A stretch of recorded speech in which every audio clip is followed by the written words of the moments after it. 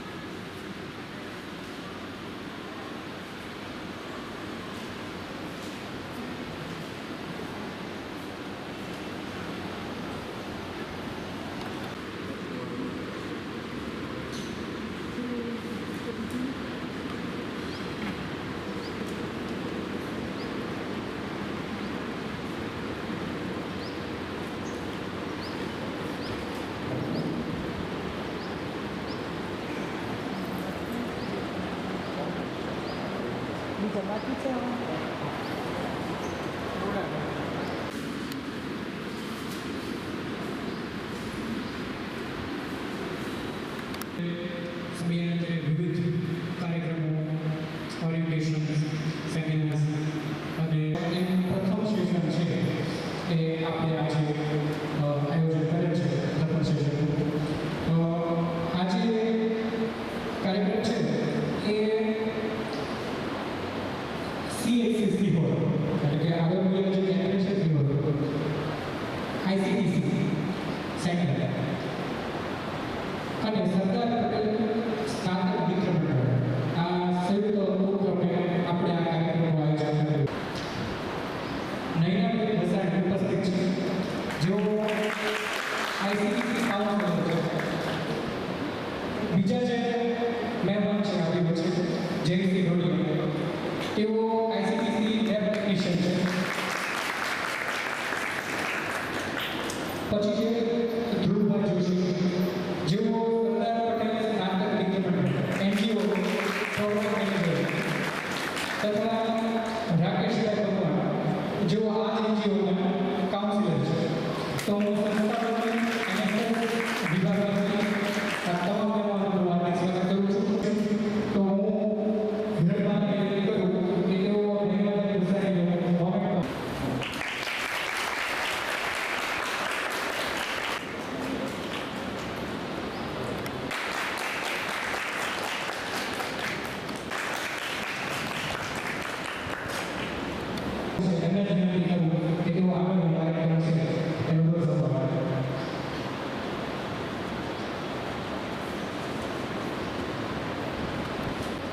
HIV ads control ડિપાર્ટમેન્ટમાં આખો સિહોર તાલુકો handle કરું છું, જેમાં આવા કોઈ સેમિનાર હોય, લેક્ચર હોય, હાઈસ્કૂલમાં જે ઇન્ટેન્સિફાઈડ કેમ્પિયન આવતા હોય, હેલ્થ કેમ્પનું આયોજન કરવાનું હોય, એ બધું જ સિહોર તાલુકાનું અમારા લોકોને કરવાનું હોય। એમાં ખરેખર ખૂબ ધન્યવાદ છે આપની કોલેજનો અને પ્રિન્સિપાલ સરનો ખાસ કરીને, કે મને આટલો બધો સરસ સપોર્ટ કર્યો અને અમને એક જ ખાલી ફોન પર જ જસ્ટ વાત થઈ હતી અને મને ઇવેન્ટ માટેની પરમિશન આપી દીધી। તો થેન્ક યુ સો મચ સરને અને તમારા કોલેજના સ્ટાફને અને આપને બધાને। તમારો જે અત્યારે અભ્યાસક્રમ હોય એ થોડુંક ડીપ કરીને પણ વચ્ચે તમે આટલો સમય અમને ફાળવો છો અને અમને સાંભળશો, એના માટે થેન્ક યુ સો મચ। અને પાછી એક ઇવેન્ટ, એના પછી 2 મહિના પછી પાછી એક ઇવેન્ટ, એટલે આના જ સ્ટુડન્ટો આપણે ફરીથી મળીશું। અને તમારામાંથી 3 લીડર બનાવવાના છે, પોતાની રીતે સ્વેચ્છાએ 3 લીડર બનાવવાના છે, કે જે આ બધી ઇવેન્ટનું આયોજન થવાનું હોય ત્યારે એડવાન્સમાં બધું વ્યવસ્થિત કરી શકે। એટલે કે માણસની શરીરમાં રોગપ્રતિકારક શક્તિ ઊભા કરતા આયુષ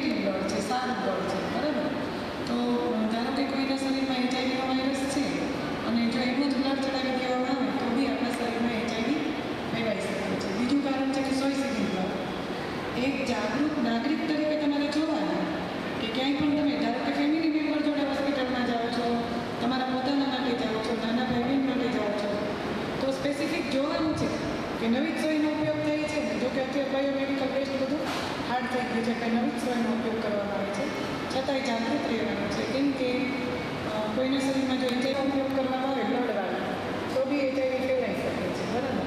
ત્રીજું મેઇન કારણ છે કે ગર્ભવતી માતા દ્વારા તેના બાળક, એટલે કે ગર્ભાવસ્થામાં જે સ્ત્રીના શરીરમાં એચઆઈવી હોય તો એના બાળકને પણ 100% ચેપ લાગવાની ચાન્સીસ છે. પણ અત્યારે ગવર્મેન્ટે બહુ સરસ ડ્રગ્સ બહાર પાડી છે. ધારો કે ફર્સ્ટ ટ્રાઇમેસ્ટરમાં એટલે કે 1 થી 3 મહિનામાં આપણી પાસે એએમસી આવે છે અને 4 થી 6 મહિનાથી કે 9 મહિના સુધી એ રેગ્યુલર એઆરટી લે છે તો બાળકનું ગર્ભમાં જ રક્ષણ થઈ શકે છે. એટલા માટે અત્યારે જેટલી પણ પ્રેગ્નન્ટ વુમન હોય એનો એચઆઈવીનો રિપોર્ટ કમ્પલસરી છે કે જે પ્રોફાઇલ કરી એમાં એચઆઈવી કમ્પલસરી છે. એક કરતાં વધુ પાર્ટનર હોય અને નિરોધકોના સંબંધો હોય, જાતીય સંબંધો, એમાં સામેની વ્યક્તિના જો એચઆઈવીનો વાયરસ હોય તો આપણા શરીરમાં પણ આવી શકે છે, બરાબર. એટલા માટે જ આપણે કહીએ હવે આ જાતીય રોગ છે એની અંદર નિરોધ વગરનો સંબંધ રાખે એટલે એની અંદર ઘણા બધા ફેક્ટર કામ કરે છે.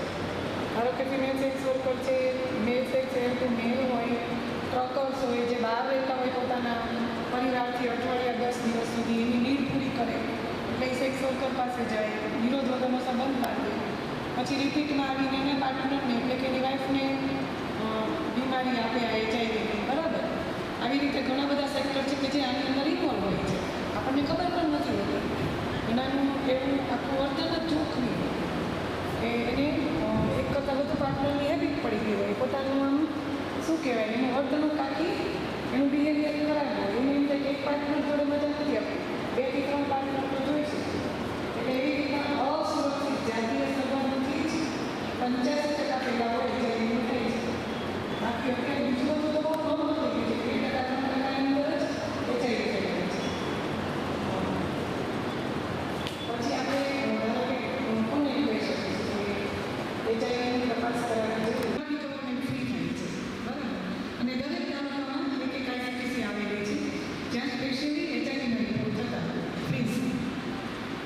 એટલે આવા જો સિમ્ટમ્સ હોય તો આપણે એને કહી શકીએ કે એચઆઈવીનો રિપોર્ટ જરૂરી છે, બરાબર. હવે બીજું છે કે એચઆઈવી કેવી રીતે નથી ફેલાતો. તો જો એચઆઈવીનો રિપોર્ટ પોઝિટિવ આવ્યા પછી એ પેશન્ટની બનાવેલી રસોઈ જમવાથી, એકબીજાના કપડાં પહેરવાથી, એક જ ઘરમાં સાથે રહેવાથી, ટોયલેટ બાથરૂમનો ઉપયોગ કરવાથી, મચ્છર કરડવાથી, ઘણા કહે છે ખબર છે દાઢી કરાવવા ગયો તો એચઆઈવી થઈ ગયો, એ તદ્દન મોટું હોય છે. કેમ કે એચઆઈવીનો વાયરસ 3 સેકન્ડથી વધુ જીવિત રહી શકતો નથી. એને બહારના વાતાવરણમાં જીવિત રહેવા માટે એને કંઈક સ્થાન જોઈએ. કેવું સ્થાન? બ્લડ સામે બ્લડ જોઈએ અથવા વીર્ય જોઈએ, શારીરિક સંબંધ બાંધ્યો હોય અને જો એચઆઈવીનો વાયરસ હોય સામેની વ્યક્તિમાં ગયો તો એ જીવિત રહી જાય છે. પણ કોઈ એવું કે હું દાઢી કરાવવા ગયો તો મને એચઆઈવી થયું, તદ્દન વાત ખોટી છે. એટલે અમુક એવા કારણો છે જેથી કરીને એચઆઈવી ફેલાતો નથી. તમને આમાં કંઈ પ્રશ્નો છે? કોને આમાંથી એચઆઈવી વિશે સાંભળેલું હતું? ગુડ. પાછળ કારણ નથી. કોઈને કંઈ પ્રશ્ન હોય તો મને પૂછી શકો છો. માટે ભેગા કરીએ કંઈક આપણે જાણીએ કે શીખીએ એ વસ્તુ પૂછીએ તો વાત પૂછીએ, બરાબર. હવે જ્યાં પણ પ્રશ્ન થાય ત્યાં પૂછીએ, સંકોચન ન કરીએ, એના માટે બરાબર. આપણે જે કાર્યક્રમ કરીએ છીએ એ ફરી થાય અથવા તો સાર્થક થાય એવો આપણો હેતુ છે. ત્યાં સેશન લેવાનો ખાસ ઉદ્દેશ્ય એ છે જે સાહેબે કીધું એ રીતે કે આપણામાં પ્રિવેન્શન આવે, પ્રિવેન્શન થકી આપણો જે સમાજ છે એ સમાજમાં પણ આપણે પ્રિવેન્શન લાવી શકીએ. આપણે ભણીએ છીએ શું લેવા? આપણું આર્થિક ઉપાર્જન માટે, બરાબર, કે આપણો સમુદાય છે એનું લેવલ થોડુંક ઊંચું આવે, બરાબર.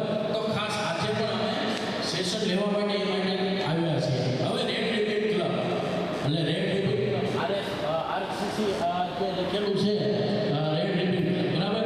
તો આ રેડ રિપીટના માધ્યમથી અત્યારે શાળા કોલેજો ને કવર કરવાની છે અને શાળા કોલેજોના વિદ્યાર્થીઓ વિદ્યાર્થીનીઓ આ બધા સુધી માહિતી આપવાની છે. ખાસ બીજો એ પણ ઉદ્દેશ્ય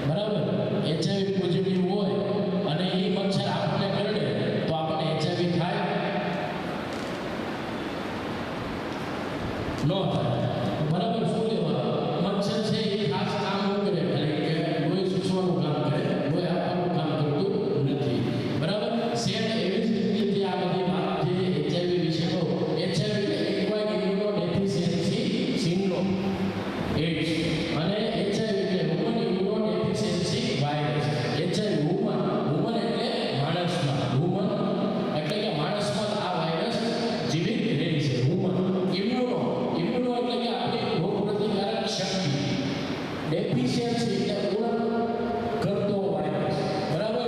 તો આ HIV જે છે એ હ્યુમન ઇમ્યુનોડેફિશિયન્સી વાયરસ અને એક્વાયર્ડ ઇમ્યુનોડેફિશિયન્સી સિન્ડ્રોમ એટલે કે એક્વાયર્ડ એટલે કે વારસાગત નહીં પણ બીજા પાસેથી આપણે પ્રાપ્ત કરીએ છીએ, બરાબર. એક્વાયર્ડ ઇમ્યુનો એટલે કે આપણી રોગ પ્રતિકારક શક્તિ, ડેફિશિયન્સી એટલે ઉણપ કરતો વાયરસ, બરાબર. સિન્ડ્રોમ એટલે રોગોનો સમૂહ.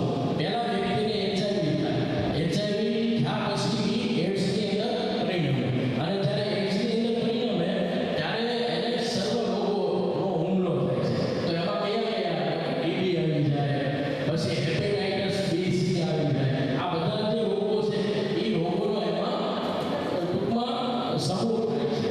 તો ત્યારે ડિસીઝમાં પરિણમે છે. કોઈ પણ એક રોગ આપણા શરીરની અંદર વાયરસ આવે છે પણ સમયાંતરે એની જો સારવાર ન કરાવીએ તો એ રોગોનો સમૂહ થઈ જાય છે. અને પછી એના માટે અત્યારે government Gujarat state ads control society, આરોગ્ય અને પરિવાર કલ્યાણ વિભાગ એ અત્યારે કેમ્પ ચલાવે છે. શાળા કોલેજના વિદ્યાર્થીઓમાં માહિતી આપવાનું કામ કરાવે છે. આવા સોર્સ અત્યારે લે છે જેથી કરી અને આ HIV ફેલાતો અટકાવી શકાય છે. ખાસ મુદ્દાની વાત છે કે જે અત્યારે આપણા કોલેજની અંદર આવવાનું કારણ શું છે? તો આવવાનું કારણ ખાસ એ છે કે આપણે યંગ પોપ્યુલેશન છીએ. આપણા થકી 5 વ્યક્તિઓને ટૂંકમાં માહિતી મળે, માહિતગાર થાય, આપણો સમુદાય પણ માહિતગાર થાય અને ગ્રામીણ લેવલ સુધી આપણે આ બેઝિકલી માહિતી મળે. અત્યારે તમને આવું પાયાનું નોલેજ હશે તો તમારા લેવલે પણ ત્યાં તમે ગામડે હશો કે આજુબાજુમાં કોઈ એવો વ્યક્તિ છે તો બે હોય કે ભાઈ હોય જે હોય એને બીમારી કોઈ આવ્યો તો તમે બેઝિકલી તરત એને હળવાશથી લઈ અને આ બધી સારવાર એને તમે અપાવી શકો. એ ART નામની દવા એન્ટી રિટ્રોટ્રીટમેન્ટ થેરાપી કહેવાય. એ થેરાપી એટલે કે લોંગ ટાઈમ દવા એટલે શોર્ટ પણ આ એક થેરાપી કહેવાય કે આજીવન જે તે સમય નક્કી કર્યો હોય એ સમયે એને ગોળી લેવાય. તો એની અંદર કામ શું કરે એ દવા? તો કે આપણી રોગ પ્રતિકારક શક્તિ છે એ ખાસ નાબૂદ કરવાનું કામ કરે છે. તો ખાસ આપણે આ તકેદારી આપણે રાખશું કે આપણા સમાજની અંદર અથવા નજીકના જે કોઈ મિત્રો વર્તુળો હોય એની અંદર આ HIV નો વાયરસ સૌ બધા આજે કટિબદ્ધ થશું. હવે બીજી વાત એ કહું કે અત્યારે કેમ્પેન ચાલે છે કે એના માધ્યમથી કેમ 1 ડિસેમ્બરે વિશ્વ એઇડ્સ દિવસ તરીકે ઉજવવામાં આવે છે એમ આ 28 જુલાઈ એટલે વિશ્વ હેપેટાઇટિસ દિવસ, પછી ટીબી પણ દિવસ ઉજવવામાં આવે છે. જે કોઈને ખબર આપણે ટીબી દિવસ ક્યારે ઉજવીએ? તો ટીબી દિવસ ઉજવવામાં આવે 24 માર્ચ, બરાબર. તો આપણે ટીબી દિવસ પણ એ તરીકે ઉજવીએ. એમાં અત્યારે જે આ વિશ્વ હેપેટાઇટિસ દિવસ 28 જુલાઈ જે 2 દિવસ પહેલા ગયો તો એના માધ્યમથી પણ અત્યારે કેમ્પેન ચાલે કે આ hepatitis A, B, C, D અને E. તો આ એના પ્રકાર છે. એમાં A પછી B અને C એ જે 2 પ્રકાર છે એ થોડા ક્રોનિક પ્રકાર છે કે એ પણ આ HIV અને સેમ એના કારણો જ છે જે લાગવાના કારણો કે હેપેટાઇટિસ B અને C જે બે લક્ષણો કીધા એવા લક્ષણો દેખાય કે ભાઈ એને સતત એની આંખો જે છે એ પીળી પડી જાય, પછી એના જે પેશાબ છે એ પણ પીળો થઈ જાય, પછી એના નખ છે એ પીળા, ટૂંકમાં આપણે કમળો કહીએ પણ એ કમળો કેવો? ઝેરી કમળો. એમાં જે A જે છે એ હળવાશથી એ ટૂંકમાં મટી જાય છે, પછી D છે એ પણ મટી જાય છે. પણ આ B, C છે એ ક્રોનિક છે કે એમાં જો સમયાંતરે સારવાર ન કરાવે HIV ની જેમ તો એ પણ આપણને એક મૃત્યુ તરફ આપણને લઈ જાય છે. તો B જે છે એ B ની રસી ઉપલબ્ધ છે. તો એના શું કરવાનું? તો પહેલા HIV નું પરીક્ષણ આપણે ખબર ક્યારે પડે કે HIV નું આપણે બ્લડના માધ્યમથી જ આપણને ખબર પડે કે મારા શરીરની અંદર HIV નો વાયરસ છે કે નહીં. તો એ ક્યારે ખબર પડે કે ભાઈ હું એનું બ્લડ